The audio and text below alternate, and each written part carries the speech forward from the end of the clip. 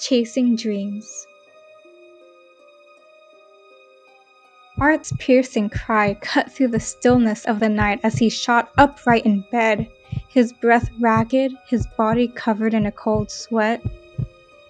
He swallowed, his throat tightening with the remnants of the panic. He blinked rapidly, disoriented, trying to rid himself of the lingering sense of vertigo.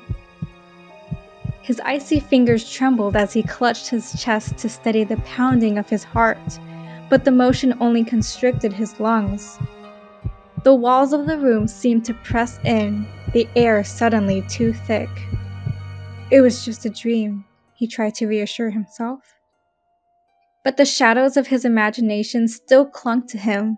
The dizzying heights, the sharp drop below, the endless freefall that left him gasping for air. The fear nearly consumed him until a voice, calm and steady, broke through his storm of a mind. Kingsley. His breath hitched, and now his heart raced for a different reason.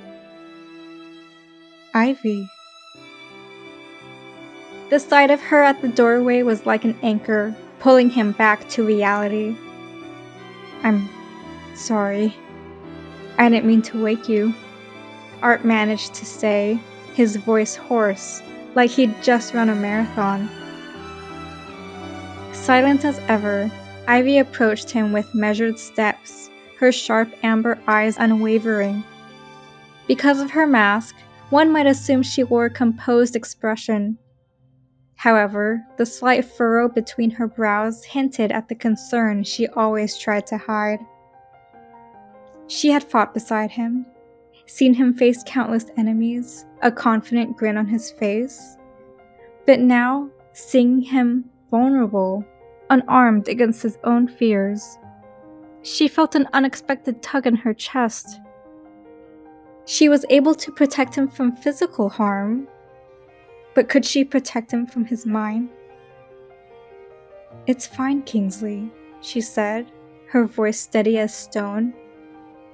Her use of his last name was intentional, keeping the distance, keeping their relationship professional. But there was something feathery in the way she said it, an unspoken acknowledgement of his distress. Art looked longingly at her, the haze of fear still clouding his gaze. His mouth opened to say something, but the words didn't come right away. I just kept falling. I couldn't breathe. It felt so real. She stepped closer, her eyes softening in quiet understanding. After all, he had suffered a near-fatal fall as a child, one that almost paralyzed him. It was the reason she was hired in the first place, to keep a close watch on him. She sat beside him at the edge of the bed, her movements graceful but deliberate. Then, almost ceremoniously, she revealed her porcelain face by pulling down her mask. She didn't need it as the feline was immune. Her beauty took his breath away every time. Her voice was steady, yet laced with an unexpected tenderness. Nightmares often steal us from ourselves. They are not to be taken lightly. Art felt her quiet strength enveloping him, and he longed for more than mere words of solace. He had always admired the spider's composure in battle, her laser focus and unshakable resolve. But this, seeing her so near, sensing the tension thrumming between them, felt like a battle of a different kind. The intimacy of the moment crushed him with an overwhelming urge to reach for her. Before he could do so, her dainty fingers traced the air between them, summoning ebony threads of web. Her spiderwebs were an extension of her, stained ink black by her infection. And she moved with practiced grace. She weaved an intricate pattern, making it look effortless, as the quiet hum of energy filled the silence. Art watched her, still a bit dazed, his eyes flickering with uncertainty as he tried to gather himself. He was used to Ivy's unshakable composure, the cool distance she always maintained. That's how it was meant to be. After all, she was his bodyguard. But now, seeing her focus on consoling him with such quiet intensity, he didn't just feel protected. He felt cared for. Finally, deliberately, Ivy guided the last thread into place, the strands coming together in a pattern that felt both delicate and unyielding, in a symbol of protection, of strength. The fine threads shimmered in the dark room, catching the moonlight through the large windows. With mouth slightly agape, Art stared at the web. His eyes traced every intricate line, every silky detail of the ethereal creation that seemed to pulse with energy. "A dream catcher?" he asked. Ivy nodded. "To keep the nightmares at bay." Despite the coldness that always lingered on Art's skin due to his cryokinesis, warmth spread through him. The fear that had gripped him moments before began to ebb, slowly being replaced by something else. Something that felt like quiet comfort. Without thinking, he reached out a hand, lightly brushing the gossamer web. "It's beautiful," he said, his voice low, almost reverent. But as he said the last word, he looked at her.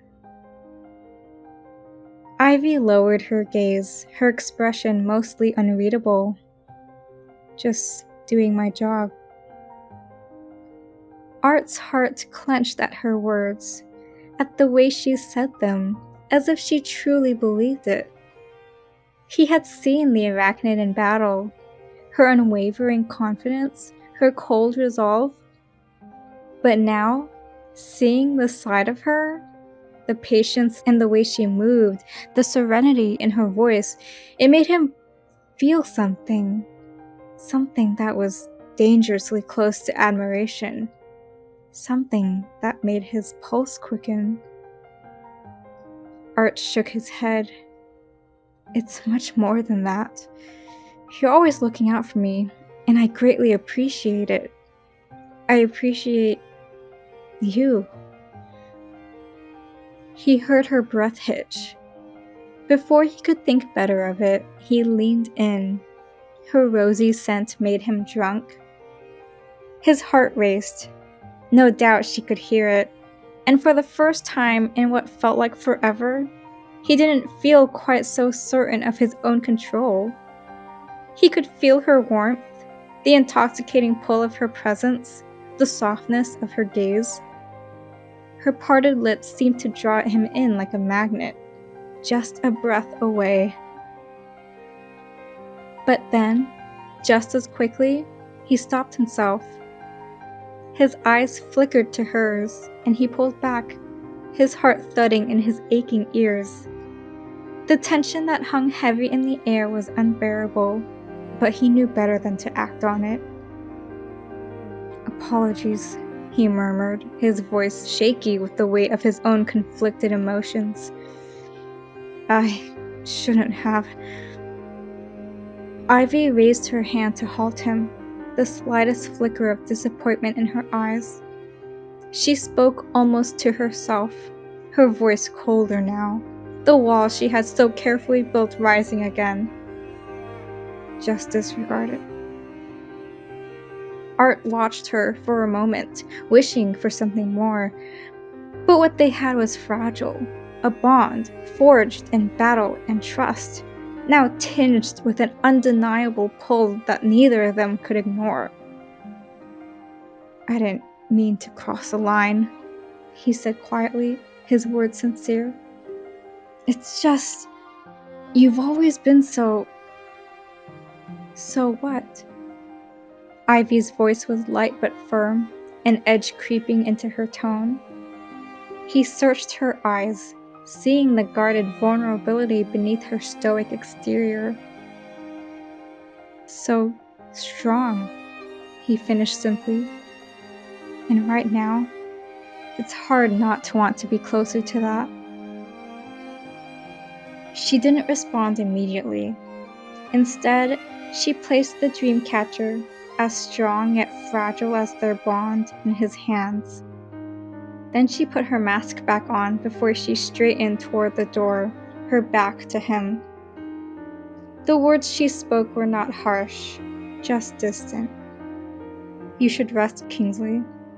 Tomorrow is another day." As she left, Art couldn't help but watch her, his heart heavy. He had known the rules. He had always known the rules. But in that moment, the silent distance between them felt more like an aching divide than a boundary. And Ivy, as cold and composed as ever, didn't look back, even as a part of her, the part she kept locked away, wondered just how far the line between them had already blurred.